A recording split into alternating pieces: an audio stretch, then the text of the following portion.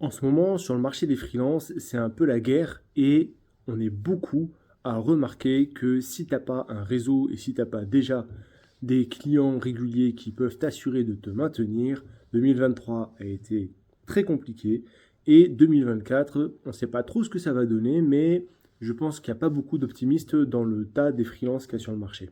Alors tout ça, ça pourrait amener beaucoup d'entre nous, et je parle notamment des développeurs qui sont seniors ou qui sont développeurs depuis un petit moment et qui sont capés, qui ont une expérience, qui cherchent des missions, à accepter un peu tout et n'importe quoi et surtout à accepter des conditions qui ne sont pas forcément celles qu'ils recherchent à la base et tu te retrouves un peu dans un modèle qui est similaire au salariat que tu as quitté parce que tu voulais justement pas répondre aux exigences du salariat. Et entre toutes ces choses, donc, tu l'auras compris, il y a le test technique. Et on va plus particulièrement parler de ça aujourd'hui parce que on aurait pu parler du télétravail, par exemple, qui aujourd'hui se normalise. Tu vas avoir des gens qui te disent oui, on est en mode hybride. Toutes les boîtes aujourd'hui sont en mode hybride, c'est-à-dire 2 ou 3 jours de présentiel.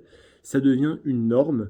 Et ce qui était du télétravail, et ben en fait, ça devient du télétravail pas pour le freelance, mais qui arrange les entreprises, qui est normé par les entreprises. Et au final, c'est toujours les entreprises et les clients finaux qui décident de comment est-ce que le prestataire va agir chez eux. Et à côté de ça, il y a aussi les tests techniques. Le test technique, est-ce que c'est quelque chose que toi tu fais généralement ou pas? Ça, c'est une question qui est intéressante parce que je trouve qu'en tant que développeur senior qui sont capés, en face des juniors, on a une responsabilité. On a une responsabilité parce qu'on était là avant, et c'est un peu comme quand tu fais des gosses, tu étais là avant, donc tu te dois de transmettre certaines choses, mais aussi de faire que le monde dans lequel les nouveaux développeurs arrivent corresponde à quelque chose que tu aimerais parce que tu y travailles. Donc tu y travailles pour toi, mais aussi pour ceux qui suivent. Je connais beaucoup de développeurs, beaucoup de consultants qui refusent complètement et catégoriquement de faire des tests techniques. Alors ça, c'est la théorie.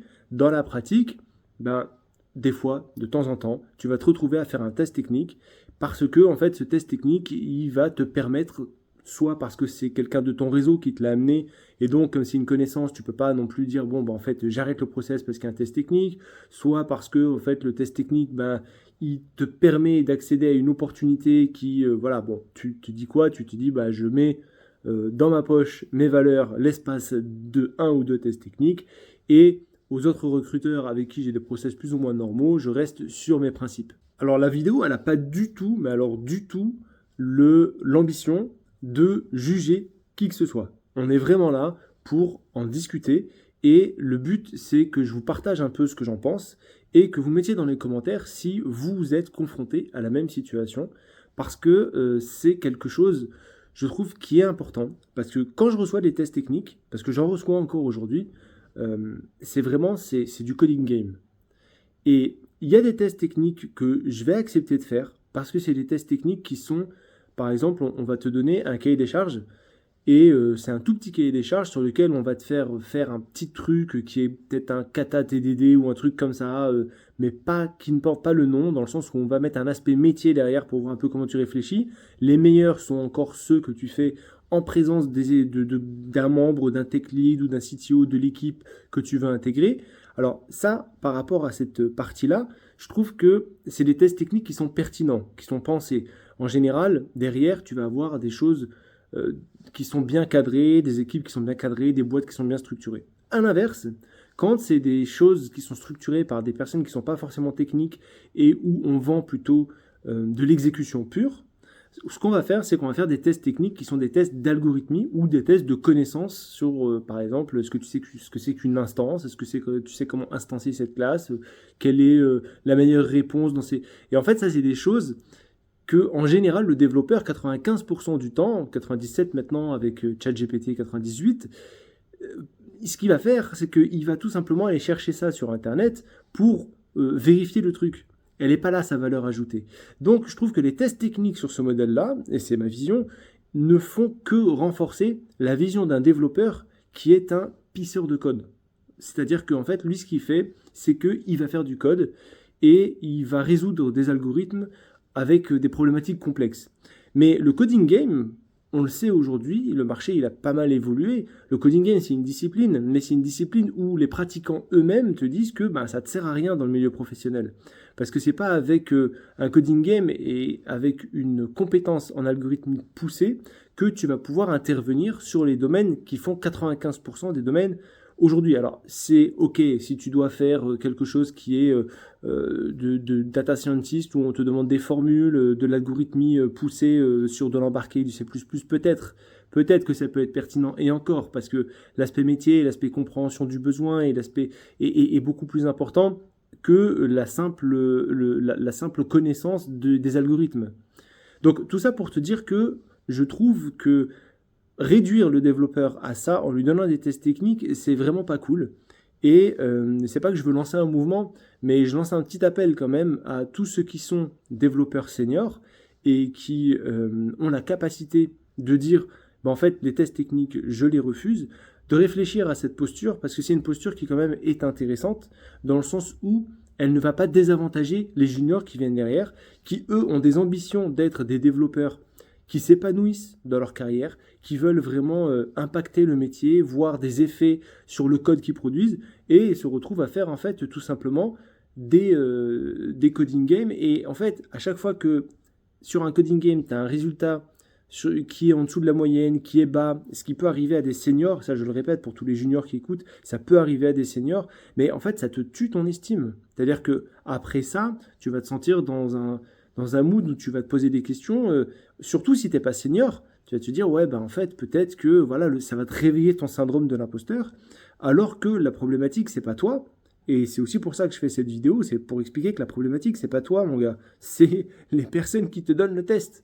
Et la problématique qui est des coding games, des tests de ce type qui sont faits par des personnes qui n'ont aucun moyen technique de voir, de comprendre ce que tu fais, qui prennent le truc et qui regardent juste des stats et en fonction de ces stats peuvent te faire passer un cap ou pas, je pense que ce process-là, on devrait tous être en mesure de se dire ok, on le refuse. Surtout si tu es dans une situation où c'est pas une mission, voilà, tu vois, c'est une mission comme une autre, franchement, le refuser. J'ai vu beaucoup de consultants le faire et c'est pas des gens qui manquent de missions, c'est des gens qui trouvent des missions.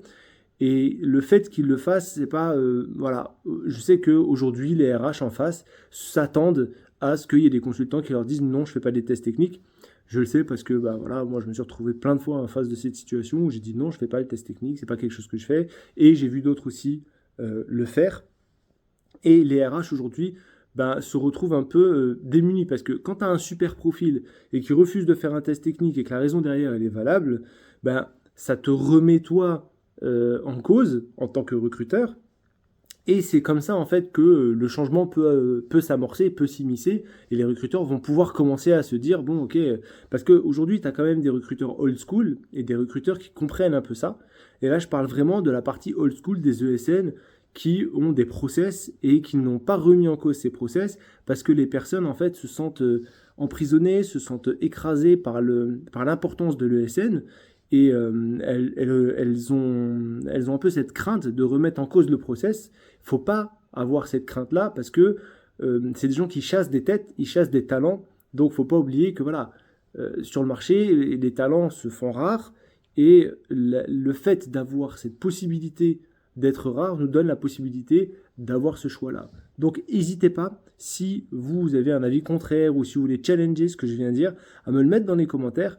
Ce serait pas mal d'ouvrir une discussion sous la vidéo parce que c'est un truc que je remarque depuis quand même pas mal d'années que je suis dans le dev et je vois qu'il y a des gens qui... Enfin, je suis persuadé qu'il y a des gens qui passent à côté de super opportunités et des cabinets qui passent à côté de super consultants juste pour des broutilles et des bêtises de ce genre-là, parce que tellement de consultants et de recruteurs avec qui je suis en contact me disent que en fait, il y a des seniors, ils ont foiré complètement des tests techniques et que en fait, ils pensaient par exemple que moi j'allais le foirer. C'est à l'époque où justement j'en faisais, je me souviens très bien, un recruteur qui m'avait dit je pensais que tu allais le foirer ce test-là. Et pourquoi? Parce que le senior qui est passé avant, il a complètement foiré. Et moi, en fait, j'ai réussi. Alors que je me souviens à l'époque, je savais même pas trop comment on faisait les tests en Java avec JUnit, ce genre de choses. Mais en fait, il m'avait laissé Internet, il m'avait laissé un truc, j'étais dans leur bureau, il m'avait dit voilà, tu fais. Et ça correspondait un peu, je trouve, à la... euh, peut-être ils n'avaient pas présenté le test de la même manière au mec. Et en fait, c'est tellement aléatoire un test technique, surtout en d'entrée de jeu, avant même qu'on ait parlé avec toi, qu'on ait vu tes ambitions, qu'on ait vu ce que tu as fait, ce dont tu es capable, le code que tu as peut-être produit, ton portfolio. On te demande ça d'entrée, c'est malsain. Et je terminerai la vidéo en disant une chose, c'est que moi les tests techniques, en général, je les foire à 95%. Les tests techniques et je les ai foirés de ce type-là, hein, les coding games. Les tests techniques que je vais réussir, c'est les tests techniques sur lesquels il y a un aspect métier, un aspect de réflexion, un cahier des charges, une conceptualisation. Et tout simplement, pourquoi je les foire? Parce que ça me saoule du début à la fin. Et je le sens, hein, je suis dans un mauvais mood, je suis une mauvaise humeur. Parce qu'en fait, c'est rabaissant. Je trouve ça rabaissant. Et c'est un peu le sentiment que j'ai envie de partager. Et comme vous êtes beaucoup de devs à suivre justement cette chaîne, n'hésitez pas à me dire si vous ressentez la même chose quand vous faites vos tests techniques, si c'est quelque chose qui vous parle, ce que je dis, si c'est quelque chose peut-être qui vous parle pas du tout, peut-être que vous êtes à l'aise avec ça. Et donc n'hésitez pas à me faire des retours, à partager pour que ce soit utile aux gens et que d'autres seniors peut-être se disent qu'ils vont arrêter de faire automatiquement les tests techniques et qu'ils vont challenger les recruteurs qui cherchent à les challenger. Et voilà, on est sur YouTube, n'oubliez pas les likes, les partages, etc. Ça fait partie du jeu pour donner de la visibilité. Et puis moi, je vous dis, après ce coup de gueule, entre guillemets, à la prochaine vidéo. D'ici là, portez-vous bien. Ciao.